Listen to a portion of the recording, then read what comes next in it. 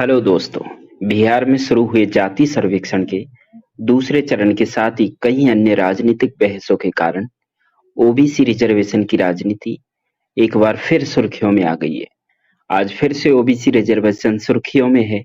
दरअसल अभी 31 जुलाई को रोहिणी कमीशन ने ओबीसी रिजर्वेशन सब कैटेगराइजेशन से रिलेटेड फाइनल रिपोर्ट राष्ट्रपति द्रौपदी मुर्मू जी को सबमिट कर दी है। स्वागत है। आज के इस वीडियो में हम ओबीसी रिजर्वेशन की जानकारी साझा करने की कोशिश करेंगे।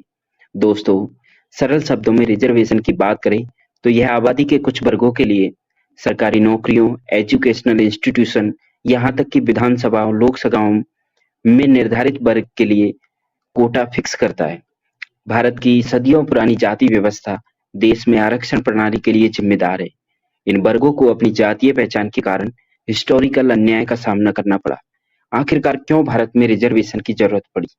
क्योंकि देश में पिछड़ी जातियों के साथ हुए ऐतिहासिक अन्याय को ठीक किया जा सके। पिछड़े वर्ग के लिए समान अवसर प्रदान करना, क्योंकि वे उन लोगों के साथ प्रतिस्पर्धा नहीं कर सकते जिनके पास सदियों से संसाधनों और साधनों तक पहुंच है। राज्य के अधीन सेवाओं में पिछड़े वर्गों का पर्याप्त प्रतिनिधित्व सुनिश्चित करना, पिछड़े वर्गों की उन्नति के लिए योग्यता के आधार पर समानता सुनिश्चित करने के लिए, यानी सभी लोगों को योग्यता के आधार पर आंकने से पहले उन्हें समान स्तर पर लाया जाना चाहिए।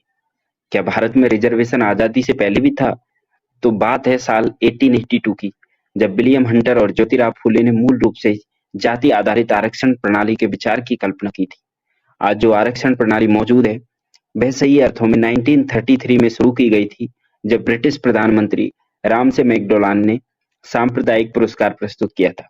इस पुरस्कार में मुसलमानों, सिखों, भारतीय ईसाइयों, एंग्लो इंडियन, यूरोपीय और दलितों के लिए अलग निर्वाचन क्षेत्रों का प्रावधान किया गया। हालांकि लंबी बातचीत के बाद गांधी और अंबेडकर ने पूना पैक्ट पर हस्ताक्षर किए, जहां यह निर्णय लिया गया कि इसमें कुछ आरक्षणों के साथ एक ही हिंदू मतदाता होगा, अर्थात दलितों के लिए अलग निर्वाचन क्षेत्र नहीं होंगे। भारत में आरक्षण की व्यवस्था आजादी से पहले ही मौजूद थी। स्वतंत्रता के बाद आरक्षण की व्यवस्था संविधान सभा द्वारा बनाई गई थी, जिसके अध्यक्षता डॉक्टर बी आर अम्बेडकर ने की थी।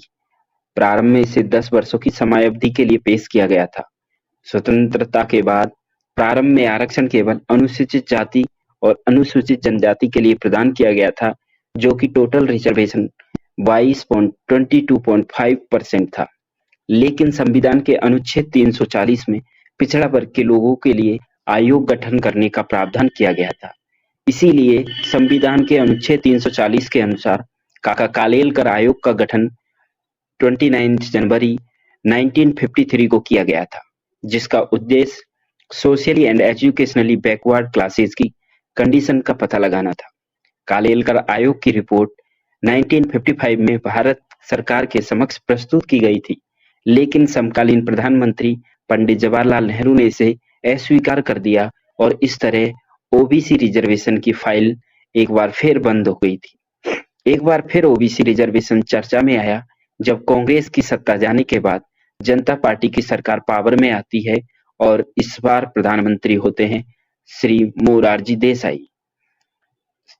20 दिसंबर साल 1978 को भारत के तत्कालीन प्रधानमंत्री श्री मोरारजी देसाई ने संसद के पटल पर 4 अन्य सदस्यों के साथ पिछड़ा वर्ग आयोग नियुक्त करने के निर्णय की घोषणा की। आयोग का गठन भारत के सामाजिक और शैक्षिक रूप से पिछड़े वर्गों को परिभाषित करने के मानदंड निर्धारित करने और उन वर्गों की उन्नति के लिए उठाए जाने वाले कदमों की सिफारिश करने के लिए किया गया था। इसकी अध्यक्षता बीपी मंडल ने की थी और इसने वर्ष 1980 में अपनी रिपोर्ट प्रस्तुत की। इस आयोग की रिपोर्ट से पता चला कि देश की 52% आबादी ओबीसी वर्ग से संबंधित है। प्रारंभ में आयोग ने तर्क दिया कि सरकारी सेवा में आरक्षण के प्रतिशत को इस प्रतिशत से मेल खाना चाहिए। हालांकि यह एम.आर. बालाजी बनाम मैसूर राज्य मामले 1963 में सर्वोच्च न्यायालय के फैसले के खिलाफ गया, जिसने 50% की सीमा निर्धारित की थी।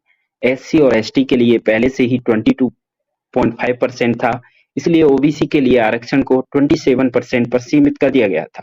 आयोग ने गैर हिंदुओं के बीच पिछड़े वर्गों की भी पहचान की थी। मंडल आयोग ने सिफारिशें की थी जो इस प्रकार थी: ओबीसी को सार्वजनिक क्षेत्र और सरकारी नौकरियों में 27% आरक्षण प्रदान किया जाना चाहिए। मंडल आयोग ने निष्कर्ष निकाला कि भारत की जनसंख्या में लगभग 52% ओबीसी है, इसलिए 27% सरकारी नौकरियां उनके लिए आरक्षित होनी चाहिए। आयोग ने सामाजिक, शैक्षिक और आर्थिक पिछड़ेपन के 11 इंडिकेटर डेवलप किए थे। उन्हें सार्वजनिक सेवाओं के सभी स्तरों पर पदोन्नति में समान 27% आरक्षण प्रदान किया जाना चाहिए। आरक्षित कोटा यदि पूरा नहीं किया गया है को 3 वर्ष की अवधि के लिए आगे बढ़ाया जाना चाहिए। ओबीसी को एससी और एसटी के समान आयु में छूट प्रदान की जानी चाहिए। सार्वजनिक क्षेत्रों के उपक्रमों, बैंकों, सरकारी अनुदान प्राप्त निजी क्षेत्र के उपक्रमों, कॉलेजों और विश्वविद्यालयों में आरक्षण प्रदान किया जाना चाहिए। सरकार इन सिफारिशों को लागू करने के लिए आवश्यक कानूनी प्रावधान करे। हालांकि मंडल आयोग की सभी सिफारिशें लागू नहीं हुई, लेकिन इसका प्रभाव ये पड़ा। हालांकि रिपोर्ट 1980 में पूरी हो चुकी थी, पर जनता पार्टी की सरकार गिर जाने के बाद फिर से कांग्रेस पार्टी की इंदिरा गांधी सरकार सत्ता में आई और 1984 में इंदिरा गांधी की मौत के बाद में राजीव गांधी सरकार पावर में आई और ओबीसी रिजर्वेशन की फाइल एक बार फिर बंद कर दी गई। उसके बाद विश्वनाथ प्रताप सिंह सरकार ने 13 अगस्त साल 1990 को बिंदेश्वरी प्रसाद मंडल की रिपोर्ट को लागू करने के अपने इरादे की घोषणा की। मंडल आयोग की सिफारिशों पर 1991 में ओबीसी को आरक्षण के दायरे में शामिल किया गया। मंडल आयोग के कार्यान्वयन के परिणाम स्वरूप सरकार को व्यापक विरोध का सामना करना पड़ा और जब सरकार ने इसे लागू करने का निर्णय लिया तो छात्रों ने बहुत विरोध प्रदर्शन किया। छात्रों ने विरोध में आत्मदाह तक किया। कार्यान्वयन को अंततः इंदिरा साहनी बनाम भारत संघ मामले में चुनौती दी गई थी।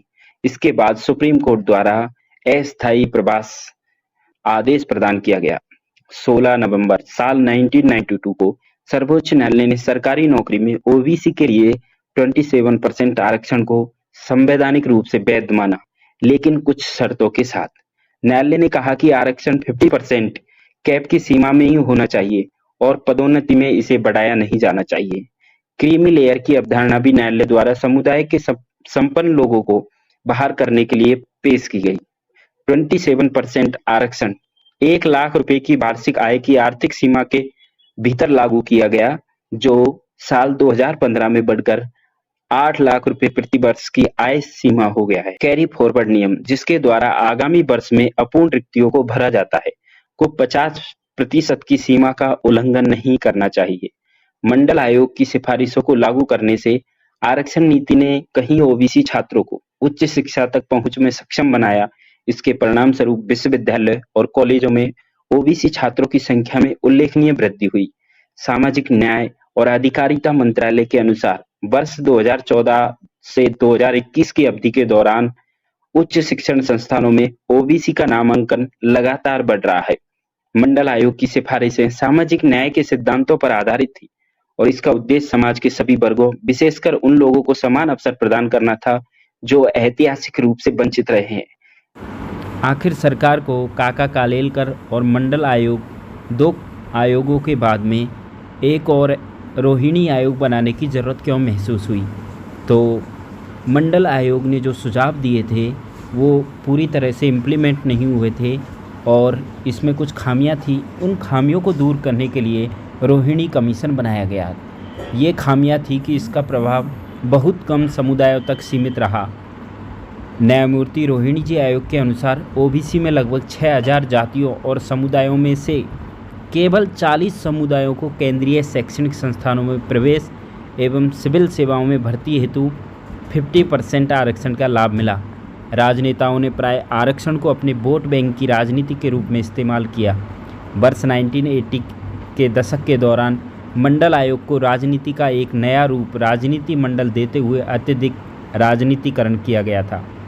अभी भी इसका प्रयोग एक राजनीतिक उपकरण के रूप में किया जाता है। हाल ही कर्नाटक में चुनाव प्रचार के दौरान एक राजनेता ने SC ST OBC आरक्षण पर 50% की सीमा वर्ष 2015 में राष्ट्रीय पिछड़ा वर्ग आयोग national commission for backward classes NCBC ने सिफारिश की थी कि OBC को अत्यंत पिछड़े वर्गों, अधिक पिछड़े वर्गों और पिछड़े वर्गों के रूप में वर्गीकृत किया जाना चाहिए। एनसीवीसी को सामाजिक और शैक्षिक रूप से पिछड़े वर्गों के संबंध में शिकायतों व कल्याणकारी उपायों की जांच करने का अधिकार है। 102वें संविधान संशोधन अधिनियम 2018 ने राष्ट्रीय पिछड़ा वर्ग आयोग को संवैधानिक दर्जा प्रदान किया, जो पहले सामाजिक न्याय और अधिकारिता मंत्रालय के तहत एक वैधानिक निकाय था। 2 अक्टूबर 2017 को राष्ट्रपति के अनुमोदन के उपरांत संविधान के अनुच्छेद 340 के अनुसार रोहिणी आयोग रोहिणी कमीशन का गठन किया गया। इसे अन्य पिछड़ा वर्ग ओबीसी के उपवर्गीकरण और उनके लिए आरक्षित लाभों के समान वितरण का काम सौंपा गया था। आयोग की रिपोर्ट प्रस्तुत करने की प्रारंभिक समय सीमा 12 सप्ताह थी, 2 जनवरी साल 2018 तक, लेकिन इस आयोग को अब तक 14 विस्तार दिए गए थे।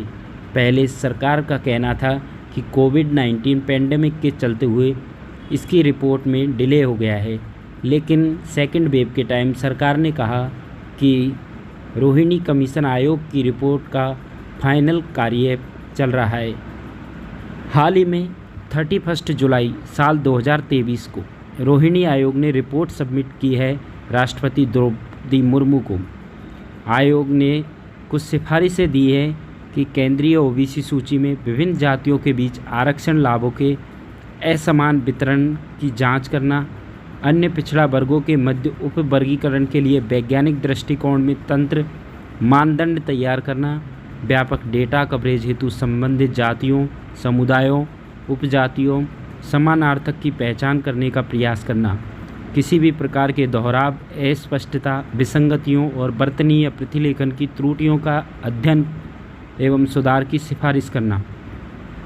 आयोग राज्य सरकारों, राज्य पिछड़ा वर्ग आयोगों, सामुदायिक संघों आदि के प्रतिनिधियों के मध्य परस्पर समन्वय करता है। इसके अलावा उच्च शिक्षण संस्थानों और केंद्रीय विभागों, सार्वजनिक क्षेत्र के बैंकों तथा वित्तीय संस्थानों में भर्ती होने वाले ओबीसी के जाति आधारित आंकड़ों का संकलन करता है।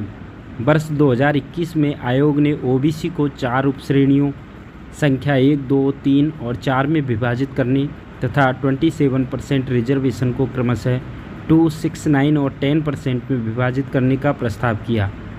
हालांकि जो रिपोर्ट रोहिणी कमीशन के द्वारा सरकार को सबमिट की गई है, वो अभी सरकार के द्वारा पब्लिक नहीं की गई है। Thanks for watching my video. Please subscribe my channel.